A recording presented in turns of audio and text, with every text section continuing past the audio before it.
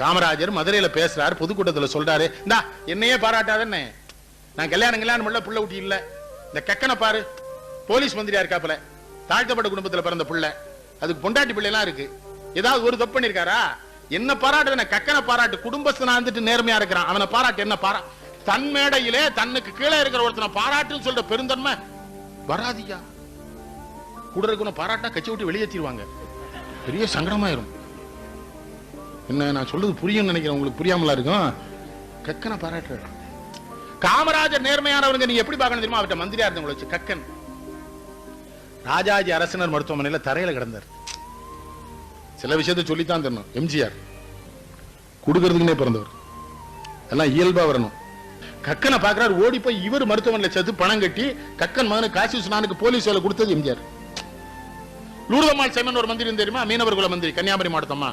ஒரு 8 மாசத்துக்கு முன்னால அநாத நிலையத்துல செத்து போச்சு அந்த அம்மா. இப்ப காமராஜர் எவ்வளவு நேர்மையா இருந்திருக்கணும். ராமையான் ஒரு தேவர் புதுக்கோட்டைக்கார மந்திரியா இருந்தார் தெரியுமா? ஸ்தலஸ்தாபன அமைச்சரா. அவர் இறந்து போனாருங்க சென்னையில.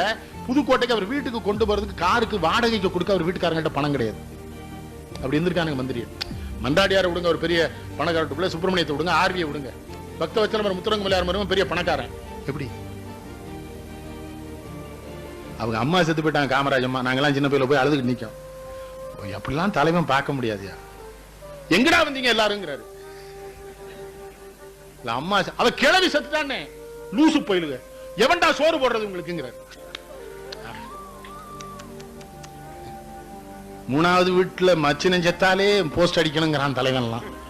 3வது வீட்டுக்காரி வரியில வந்த மச்சினை அவன் பாருங்க, சொந்த தாய் திட்டர் போன்னு, ஏய் ராமசாமி நானா சோத்து கடையெல்லாம் திறக்க சொல்றான், அந்த பட்டினியா கிடக்க போறான். அப்ப சொல்றாரு, ஏய் லாரில இருந்த வர்றீங்களா, போற வெளில செத்து போயிட்டா என்னடா டே அநியாயிட்டாங்கிறாரு. அவ கிளவிடா செத்து போயிட்டாங்கிறாரு. நான் இன்னைக்கு சாயங்காலம் போயிருவேண்டா, ஏன்டா வந்தீங்க? என்ன தலைவர்?